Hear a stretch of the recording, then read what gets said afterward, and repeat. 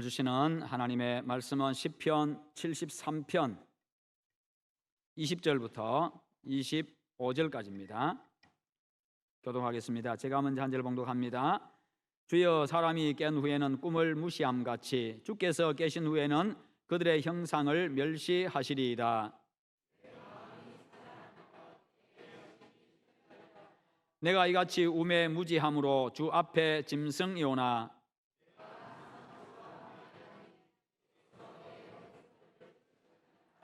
주의 교훈으로 나를 인도하시고 후에는 영광으로 나를 영접하시리니 하늘에서는 주 외에 누가 내게 있으리요 땅에서는 주밖에 내가 사모할 이 없나이다. 아멘.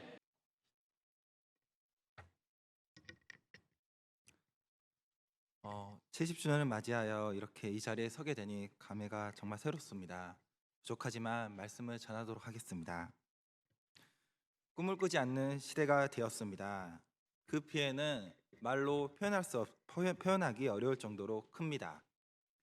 꿈에 대한 현재의 시대상은 꿈은 없고요, 놀고만 싶어요 라는 이 말로 표현될 정도입니다. 각자 도생해야 한다는 말이 설득력 있게 들리는 시대 속에서 성도로 부름받은 우리는 어떤 자세를 취해야 할지 늘 고민할 수밖에 없습니다. 성도는 꿈을 꾸어야 합니다. 조금 과격하게 표현하면 꿈을 꾸지 않는 성도는 회개해야 합니다. 왜냐하면 주님께서 우리를 성도로 부르시기 위해 원대한 꿈을 꾸셨고 그 꿈을 성취하여 주셨습니다. 우리는 주님께서 죄인들의 구원이라는 꿈을 꾸어주신 그 결과로서 예배자로 부름을 받았습니다. 막연히 꿈을 꾸자는 말이 아닙니다. 팍팍한 현실 속에서 하나님 나라를 꿈꾸자는 것입니다. 오늘 본문 시편 73편은 이러한 배경을 바탕으로 합니다. 시인은 악인의 형통과 의인의 고난의 문제를 자신의 경험을 통해서 교훈할 뿐만 아니라 결국에는 악인을 멸하시고 의인을 회복시키시는 하나님에 대한 믿음의 고백으로 나아갑니다. 여기서 우리는 이 시인이 어떻게 하나님 안에서 머물렀기에 주님 안에서 참되고 가치 있는 꿈을 꾸게 되었는지 살펴보고자 합니다. 우리도 이 시인처럼 꿈을 꾸면 좋겠습니다. 주님 안에서 진실된 꿈을 꾸기를 바랍니다. 이를 위해 시인으로부터 하나님 안에서 머무는 비결을 배우도록 하겠습니다. 하나님 안에서 머무는 비결은 무엇일까요? 첫째, 기다림입니다. 하나님 안에 있다는 것을 자각할 때까지 시간이 필요합니다. 본문 20절을 보면 주여, 사람이 깬 후에는 꿈을 무시한 같이 주께서 깨신 후에는 그들의 형상을 멸하시리이다 라고 말씀합니다. 시인은 깨달았습니다. 화려하고 영원할 것 같아 보였던 악인들의 번영이 덧없다는 것을요. 그 덧없음이 너무나 허무해서 시인은 이렇게 표현합니다. 사람이 잠에서 깨고 나면 잊어버리는 꿈과 같다. 개꿈을 꾸면 금세 잊어버리듯 악인의 형통함은 아무 의미가 없습니다. 그런데 이때가 언제 옵니까? 주님께서 악인들을 멸하시는 그 순간이 와야 악인들의 형통함이 부질없음을 증명할 수 있습니다. 바로 이때를 위한 기다림이 필요합니다. 하나님 안에서 잘 기다려야 합니다. 그런데 많은 사람들이 이 부분에서 힘들어합니다. 너무나 힘들어서 꿈을 잃어버리거나 꿈꾸기를 포기합니다. 한 큐티 교재에 실린 간증을 발췌하였습니다. 제목은 옷과 같이 낡아질 능력입니다. 박성우라는 분의 간증입니다. 읽어드리겠습니다.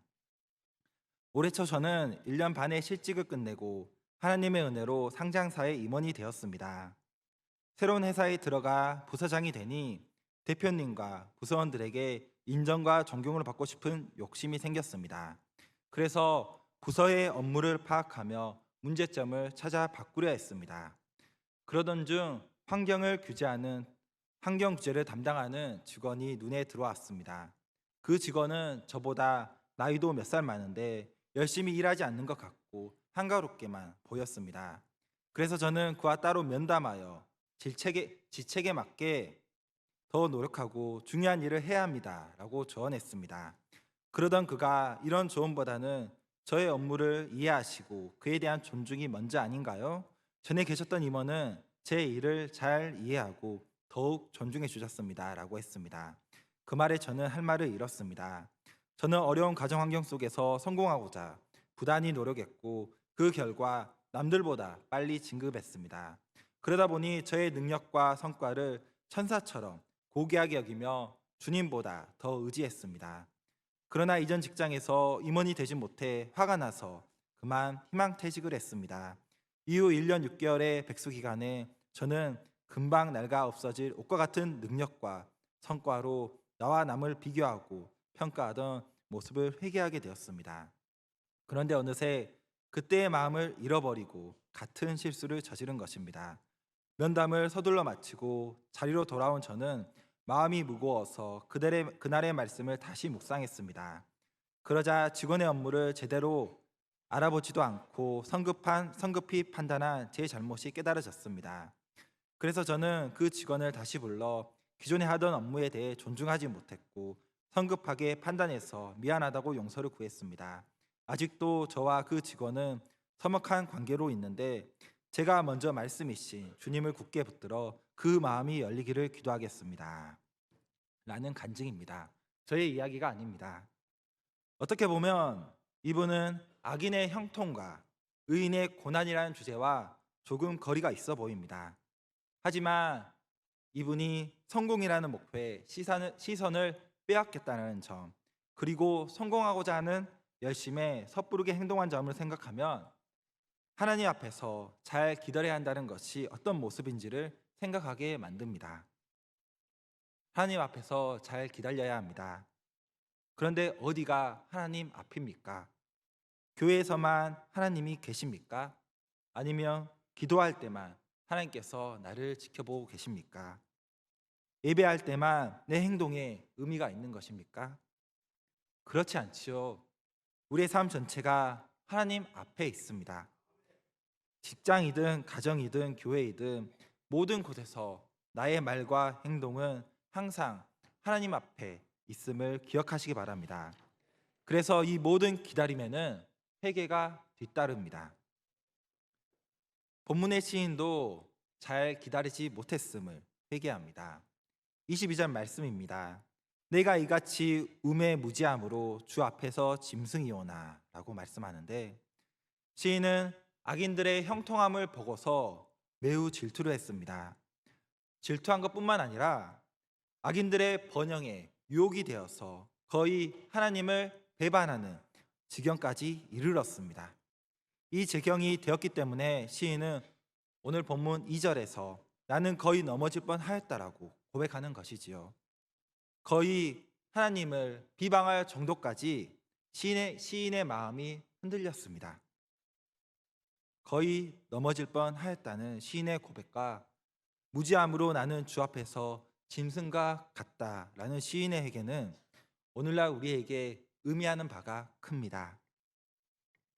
성경은 의인과 악인을 이런 식으로 대조시킵니다.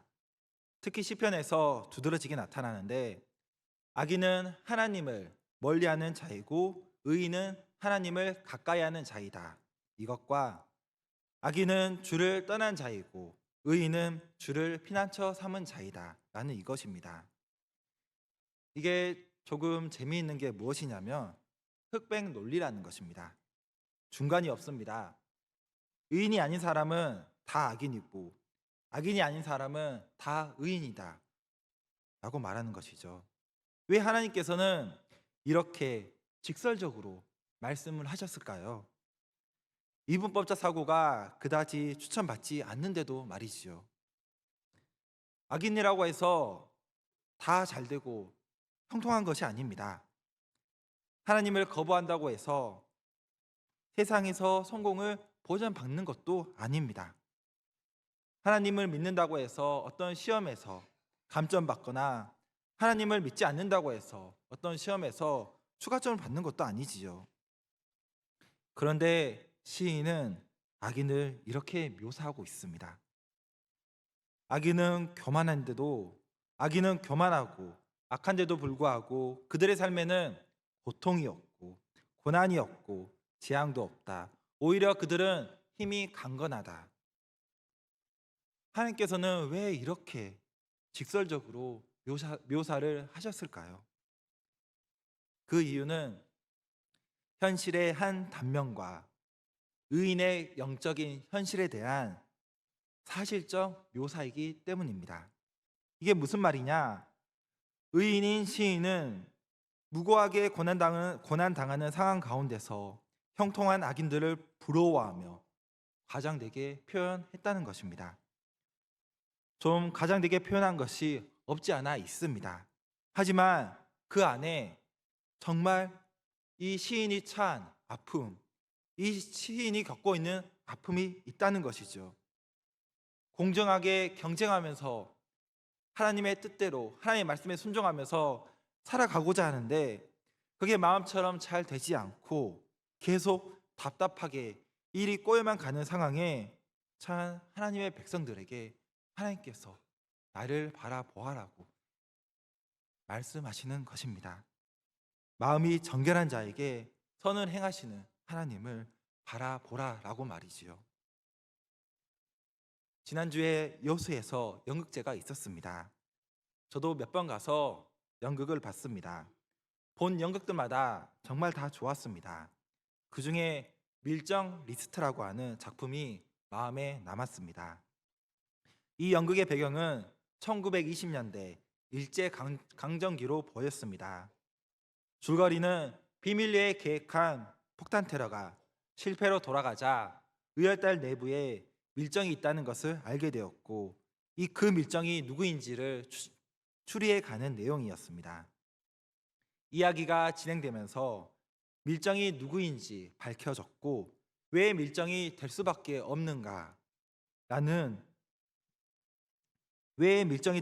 없는가도 다루었습니다. 이야기를 다 듣고 보니 정말 그럴 수도 있겠다라는 생각이 들더라고요. 독립에 대한 희망이 전혀 보이지 않으니까 밀정으로 사는 길을 택할 수밖에 없었겠다라고 말이죠. 악인과 의인의 길도 이와 비슷한 것 같습니다. 의인의 길을 갈지라도 희망이 전혀 보이지 않는다면 생활 가운데서 하나님에 대한 희망이 조금도 나타나지 않는다면 그 길에 대해서 의구심이 들게 될 것입니다. 계속 희망이 없고 의심이 깊어질수록 하나님을 비방하는 악인의 길에 서게 되겠지요. 그래서 기다림이 필요합니다. 이 기다림은 마냥 기다리는 것이 아닙니다. 회개를 동반하는 기다림입니다. 회개의 결과는 내 죄가 드러났다는 부끄러움이 아닙니다. 회개의 결과는 내가 하나님께 용서받았구나 라는 희망입니다. 정말 회개하면 희망을 발견합니다. 회개함으로 얻는 죄사함의 은혜가 우리에게 희망이 됩니다. 그렇다면 저는 잘 기다릴까요? 아니요, 저는 정말 잘 못 기다립니다.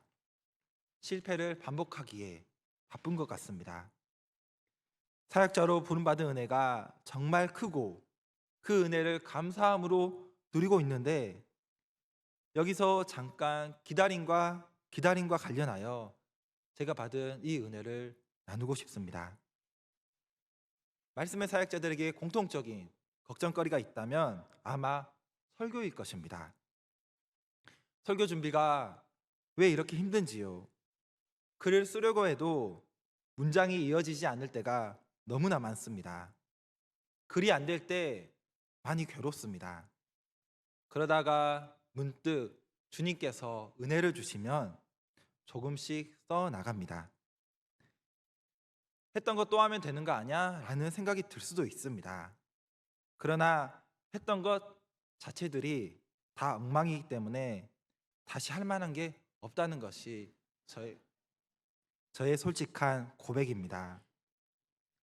이렇게 어렵사리 설교를 준비하여 강단에 오릅니다. 그래도 때에 따라 돕는 은혜가 있기에 말씀을 전합니다. 은혜로 설교를 준비하고 은혜로 말씀을 전하고 내려오면 한 가지 선물이 또한 더 있습니다. 은혜로 설교에 대한 평가를 받습니다. 바로 아내에게 말이지요. 집에 와서 조용히 둘만 있을 때 아내는 저에게 이야기를 시작합니다. 기도하고 준비한 거 맞아요? 했던 말 반복 안 했으면 좋겠어요. 문제는 여기서 발생합니다. 기다려야 하는데 기다리지 못하고 저의 입술이 열립니다. 기도하고 준비했어요. 중요하니까 반복하는 거예요. 제가 지금 여기서 아내에 대한 흉을 보려고 이야기를 꺼내는 것이 아닙니다.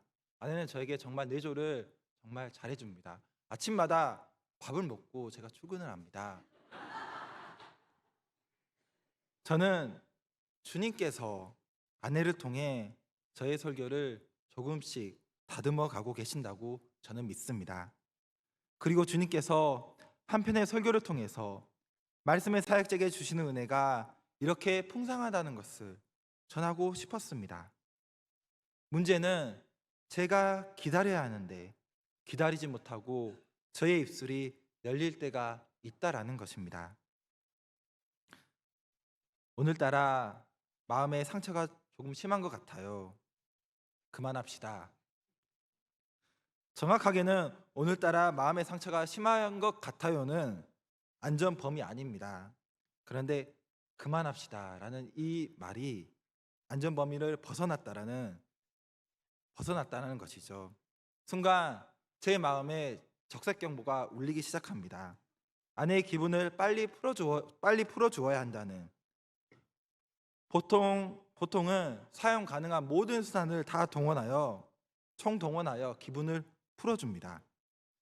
문제는 이게 자꾸 반복이 되면 안 먹힌다는 것입니다. 좋은 방법이라도 한두 번 쓰면 세 번째부터는 안 됩니다. 새로운 걸 계속 발굴해 나가야 합니다. 정말 완전 최근의 일입니다. 지난주 수요일 일인데요. 제가 수요 기도회는 고정이기 때문에 매주마다 이런 일이 발생하게 됩니다. 이번에도 제가 기다리지 못하고 그만합시다가 나와버렸습니다. 저도 마음이 조금 상해서 마음의 적색 경보가 심히 울리고 있지만 마음이 많이 상해서 아무것도 하지 못하고 있었습니다.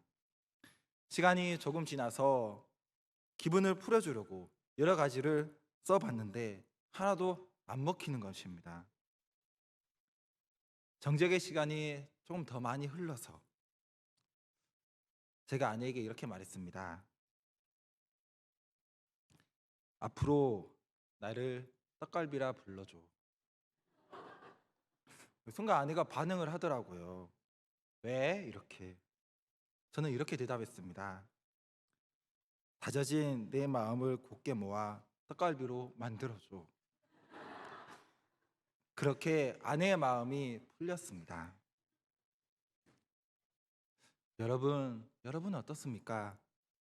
여러분은 정말 하나님 안에서 잘 머무르고 계십니까? 기다림의 은혜가 충만하기를 바랍니다. 이 기다림이라는 것이 다른 게 아닙니다. 어떤 문제가 발생했을 때 내 생각과 고집으로 해결하려고 시도하는 것이 아니라 주님 안에서 문제가 해석되기를 차분히 기다리자라는 것입니다. 주님께서 이 일을 통해 나에게 바라시는 것이 무엇일까? 이것을 먼저 생각해 보는 것이지요. 그래야 문제가 커지지 않습니다. 그래야 사태가 심각하게 치닫지 않습니다. 마음이 정결한 자에게 선을 행하시는 하나님을 바라보며 기다림의 시간을 통해서 삶의 여러 가지 고난들이 주님 안에서 해석이 되는 그러한 은혜가 저와 여러분 안에 충만하기를 간절히 소망합니다. 다음으로 하나님 안에서 머무는 비결은 무엇일까요? 둘째, 동행입니다. 찬양에 이런 찬양이 있습니다. 주와 같이 길 가는 것 즐거운 일 아닌가. 우리 주님 걸어가신 발자취를 밟겠네. 이 찬양의 가사처럼 성도의 삶은 주님과의 동행입니다. 주님과 함께 가는 것, 이 자체가 성도에게 기쁨이 됩니다. 시편 73편의 시인도 동일한 기쁨을 노래합니다. 23절 말씀에 내가 항상 주와 함께하니 주께서 내 오른손을 붙드셨나이다. 시인은 한때 짐승과 같은 무지와 어리석음에 빠졌습니다. 하지만 주님께서는 그를 내버려 두지 않으시고 붙드십니다. 그래서 시인은 다짐합니다. 항상 주님과 함께 하겠다고. 그리고 그 다짐은 확신으로 이어집니다. 주님께서는 나를 결코 실족하게 하지 않으실 것이라고.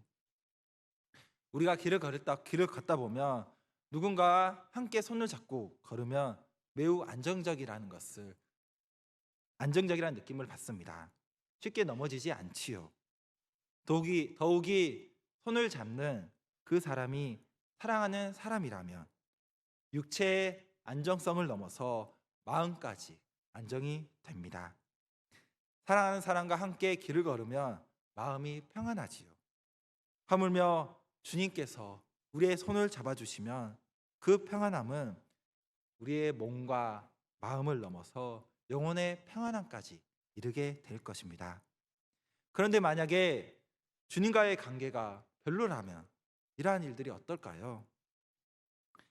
새 가족반이라는 책에 실린 예화입니다. 읽어드리겠습니다. 예전에 교회를 오래 다닌 한 형제와 상담을 한 적이 있습니다. 그는 모태 신앙이었고 대학 시절까지 열심히 교회에서 활동하다가 직장에 다니고 있었습니다. 그의 삶에는 하나님과의 관계가 전혀 없었는데 그의 관심은 오직 돈과 명예, 승진과 권력, 좋은 차와 좋은 집, 휴가와 오락, 스포츠 등에 있었습니다. 물론 이러한 것들이 나쁜 것은 아닙니다. 하지만 그의 관심사는 이것들 외에는 없었지요. 그는 일주일에 한 번 교회에 가서 예배를 드리기는 했지만 그 외에는 기도도 성경도 읽지 않은 채 믿지 않는 사람처럼 살아가고 있었습니다. 그런데 놀랍게도 그는 구원을 확신하고 있었는데 제 생각에는 조금 충격요법이 필요해 보였습니다. 선생님, 제 생각에는 선생님은 구원을 확신하시면 안 될 것 같습니다. 뭐라고요? 그게 무슨 말입니까?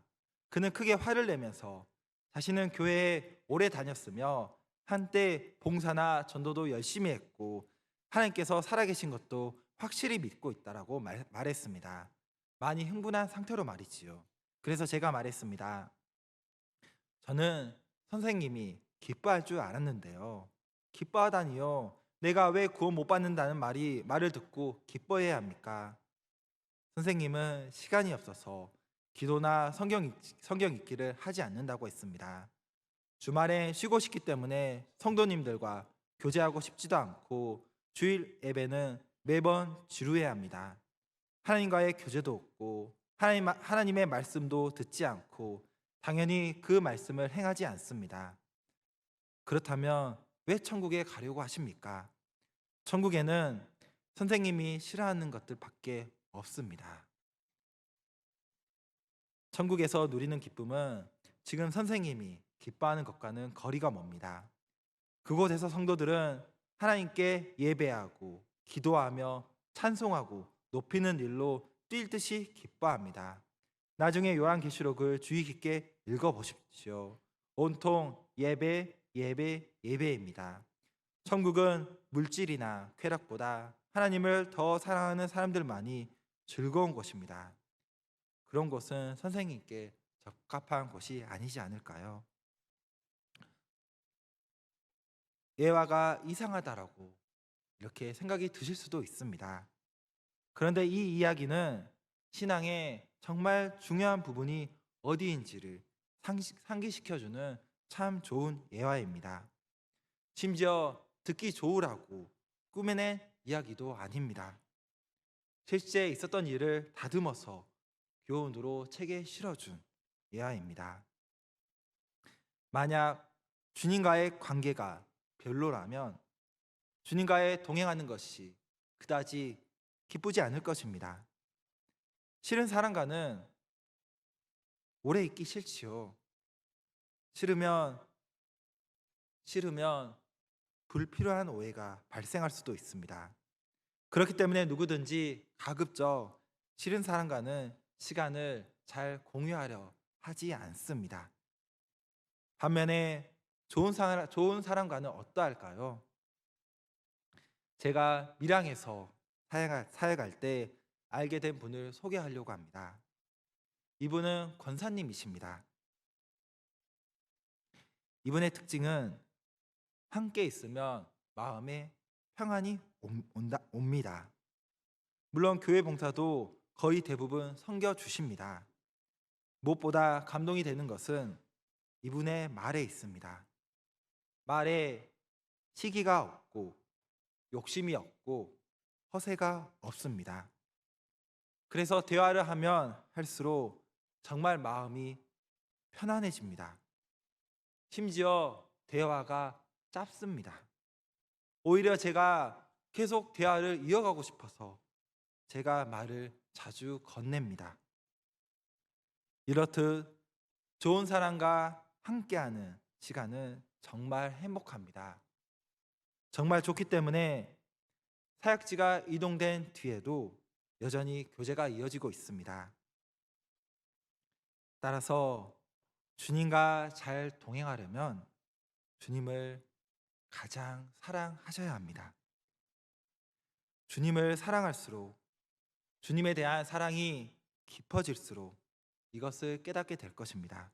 무엇이냐면 내가 주님과 함께한 것이 아니라 주님께서 나와 함께하여 주셨구나. 아이러니하게 주님을 사랑하면 사랑할수록 주님에 대한 사랑이 깊어져야 하는데 주님을 기뻐하기보다는 죄의 짓기를 기뻐하는 나의 약함을 발견하게 됩니다. 처참하게 죄인인 내 모습이 드러나게 되는 것이지요. 나에게는 사랑받을 만한 것이 하나도 없는데 왜 주님은 나에게 이렇게 큰 사랑을 베푸시는가? 머리로는 주님을 사랑한다라고 생각하지만 내 마음은 여전히 세상의 성공을 흠모하고 있구나. 이제는 예수님의 사랑을, 예수님의 그 십자가를 제가 도무지 감당하지 못하겠습니다. 주여 나를 구원하소서. 나를 위해 피 흘리신 예수님의 십자가가 너무나 커서 홀로 예배당에 앉아 기도하실 때가 있지 않으셨습니까? 그때 기도할 때에 주님께서 나와 함께하여 주신 것에 대한 무한한 감사가 터져 나오지 않으셨습니까? 호라티우스 보나라하고 하시는 분이 만든 찬송가 집에 이러한 찬양의 가사가 실려 있습니다. 가까이, 하나님께로 더욱 가까이, 그러나 더 가까이 갈 필요는 없네. 하나님의 아들 안에서 나는 성자만큼 하나님께 가까이 있기에. 이제 주님과의 동행은 회복으로 이어집니다. 본문 24절입니다. 주의 교훈으로 나를 인도하시고 후에는 영광으로 나를 영접하시리니. 주님 안에서 흔들렸던 믿음이 완전하게 회복되는 은혜를 받게 됩니다. 왜 회복이 필요할까요? 우리가 세상 가운데서 살아가면서 이 세상의 죄로 인해서 우리의 마음이 갈기갈기 완전히 다 찢어졌기 때문에 주님께서 회복시켜 주시는 것입니다. 우리가 살아가면서 참 겪게 되는 많은 가슴의 아픔들 있을 것입니다. 그런데 우리 찬송가 가사처럼 고난이 우리에게 복이 된다는 그 이유가 어디 있느냐? 바로 주님께서 우리의 이 상처를 다시 회복시켜 주시는 은혜가 있기 때문입니다. 저에게도 회복의 은혜가 찾아왔습니다. 저에게도 꿈이 있었습니다. 그 꿈이 무엇이냐? 목사가 되겠다라는 꿈이었습니다. 초등학교 6학년 때 장래희망 발표를 반에서 하게 되었는데 그때는 정말 교회가 좋았습니다. 교회에서 형들과 노는 것, 친구들과 노는 것, 함께 산에 오르면서 뛰어다녔던 그 시절이 너무나 좋아서 하나님을 너무나 사랑했습니다. 그때 그 마음으로 이제 친구들 앞에서 목사가 되겠다라고 이렇게 이야기를 했습니다. 하지만 이렇게 처음 가졌던 이 사랑이 오래가지는 못했습니다. 중학생이 되면서 이제 머리가 점점 커다 보니까 친구들이 그 사건을 기억하며 놀림감으로 삼기 시작했습니다. 그러다 보니까 이제 목사에 대한 이 꿈이 마음의 부담감으로 다가왔습니다. 결국 저는 그 부담감을 이겨내지 못했고 역작용으로 오히려 신앙이 전반적으로 다 무너지게 되었습니다. 그렇게 교회는 다녔지만 그리스도의 모습은 전혀 없는 이런 세상 사람으로 교회를 왔다 갔다 했지요. 그럼에도 불구하고 주님께서는 주님의 때가 되었을 때에 저를 기억하시고 다시 불러주셨습니다. 죽기까지 사랑하여 주신 예수님께서는 나의 마음이 온전히 열릴 때까지 먼저 기다려 주셨고 그 온전하신 그때에 나를 불러주셔서 회복의 은혜를 부어주셨습니다. 그때가 되었을 때 저는 잃어버렸던, 제가 포기해버렸던 그 꿈을 다시 회복하게 되었습니다. 목사에 대한 비전을 다시 한번 품게 되었고 그렇게 신학교를 통해서 지금 회복된 목사의 꿈을 갖고 여러분 앞에 섰습니다. 회복된 목사의 꿈을 소재로 하여 여러분과 회복의 은혜를 나눌 수 있어서 너무나 기쁩니다. 여러분은 어떻습니까? 혹시 잃어버린 꿈이 있지는 않습니까? 만약 꿈이 있는데 그 꿈을 향해 달려가기에 내 나이가 그리고 내 건강이 나에게 시간이 없다고 주저하고 있지는 않으십니까? 만약에 그렇다면 주님께 그 꿈을 맡겨보시기 바랍니다. 주님과 동행함으로 주님께서 붙잡아 주신 이 오른손이 저와 여러분 그 이 오른손이 하나님 나라를 위해 귀히 쓰임 받게 되기를 간절히 소망합니다. 마지막으로 하나님 안에서 머무는 비결은 무엇일까요? 셋째, 소망입니다. 하나님 안에서 회개하고 하나님 안에서 회복된 시인은 이제 자신의 두 눈을 들어서 하나님을 바라봅니다. 하나님의 영광을 사모합니다. 본문 25절입니다. 하늘에서는 주 외에 누가 내게 있으리요? 땅에서는 주밖에 내가 사모할 리 없나이다. 시인은 정말 목소리 높여서 하나님밖에 없다고 하나님을 찬양합니다. 시인의 환경이 바뀐 것은 아무것도 없습니다. 하지만 시인은 바뀌었습니다. 하나님에 대한 전적인 신뢰로 세상을 보는 그의 눈이 변화하였습니다. 전에는 악인의 형통함을 보고서 그들을 시기했고 그들을 부러워했으며 오히려 자신의 모습을 부끄러워했지만 하나님을 향한 믿음이 회복되자 시인은 악인의 형통함을 넘어서 악인을 보지 않고 악인을 보았지만 악인을 보지 않고 세상 가운데서 이 세상을 다스리시는 하나님을 바라보며 하나님께 무한한 소망을 품고 있습니다.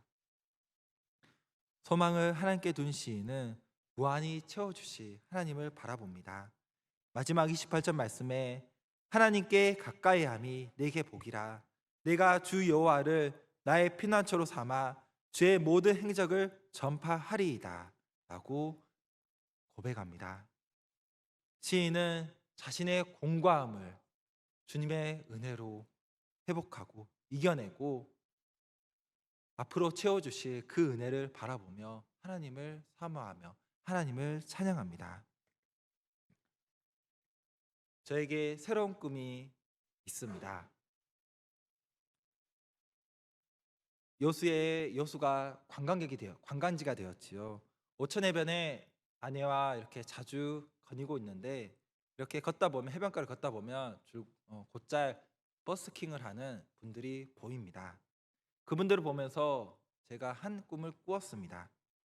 나도 나도 그곳에서 이렇게 하나님을 찬양하며 이 찬양의 은혜를 나눠보고 싶다. 그런데 저는 노래에 소질이 없습니다.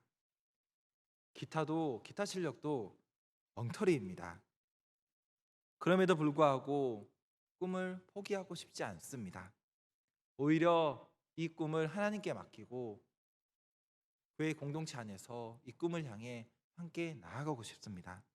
왜냐하면 이 꿈이 나의 비전을 이루는 게 아니라 이루는 것도 있겠지만 그보다 더 중요한 것이 무엇이냐?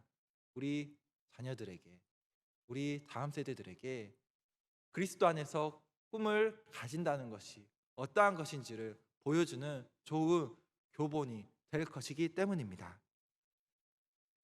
저에게는 또한 다른 꿈이 하나 더 있습니다. 이번에 제가 지난주에 연극을 많이 보면서 이렇게 품은 것이 있는데 저도 연기를 해보고 싶다라는 것입니다. 저를 오랫동안 봐오신 성도님들께서는 제가 연극에 나오지 않았다는 것을 잘 알고 계실 것입니다. 연극에 나왔는데 막 앞에 나와서 대사를 하거나 뭐 활동을 하거나 그런 게 아니라 저에게 맡겨진 것들은 나무 아니면 돌이었습니다. 그럼에도 불구하고 그때가 너무 좋았지요. 그때는 하나님을 사랑하는 그 마음이 너무나 컸으니까요. 그런데 이 꿈을 제가 다시 한번 품고 싶습니다. 왜냐하면 그 기쁨을 모르는 세대에게 교회 안에서 함께 꿈을 이어가는 것, 함께 연극을 해보는 것, 이 꿈을 해볼 수 있는 그 기회를 우리 다음 세대들에게 줘야겠다라는 생각이 들었기 때문입니다. 다음 세대가 꿈꾸는 것을 경험할 수 있도록, 체험할 수 있도록. 그렇기 때문에 능력이 없음에도 불구하고 저는 하나님 안에서 담대하게 이 두 가지의 꿈을 또한 품게 되었지요. 여러분은 어떻습니까? 수전옥교회는 어떻게 나아가고 있습니까? 저에게 오랫동안 이렇게 함께 교회를 잘하면서 다녔던 친구들이 많이 있는데 PPT를 한번 띄워주면 좋겠습니다. 여기서 PPT 보면 제 카톡 내용입니다. PPT 보면 어디서 많이 본 게 있지 않습니까? 맨 위에 초청장이라고 있습니다. 이 초청장에 제가 잘 보이지 않는데요. 이 초청장에 그 초동부에서 그 잔치한다고 이렇게 초대하는 이 초청장이더라고요. 제 친구가 결혼을 하고 그리고 이평동에 살고 있습니다. 그래서 그 딸이 있는데 딸이 초등학생입니다. 이 딸이 학교에 가가지고 이렇게 학교 끝나고 오는 길에 이렇게 선생님들께서 주시는 이렇게 하시는 이 전도지를 받고 너무나 기뻐가지고 무엇이라 하냐?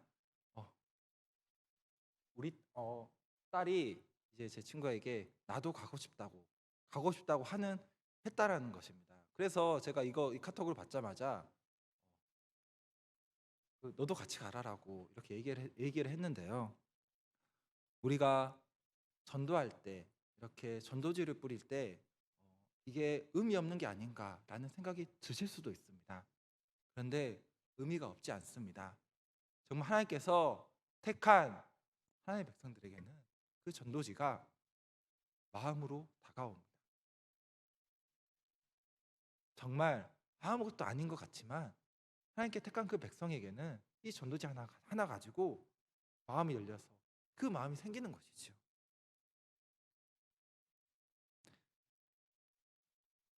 우리가 이 지역을 위해서 요새 있는 많은 교회들이 다 이러한 심정으로 전도에 나서야 할 것 같습니다. 근데 저는 아직 전도를 잘 하지 못하고 있습니다. 그럼에도 불구하고 여러분께 이러한 부탁을 드리는 것은 우리가 함께 하나님 안에서 꿈을 꾸기를 바라기 때문입니다. 우리가 하나님 안에서 하나님 나라를 꿈꾸는 그러한 놀라운 역사가, 놀라운 은혜가 앞으로도 계속 이어지면 좋겠습니다. 말씀 맺겠습니다. 하나님 안에서 머무는 비결은 기다림과 동행과 그리고 소망에 있습니다. 우리가 늘 하나님 안에서 하나님 나라를 꿈꾸시는 우리 모든 성도님들 다 되시기를 간절히 소망합니다. 우리 함께 기도하겠습니다. 사랑 많으신 아버지 하나님 감사합니다. 아버지 하나님, 오늘 제가 하나님께 받은 그 은혜를 또한 성도님들과 함께 나누었습니다.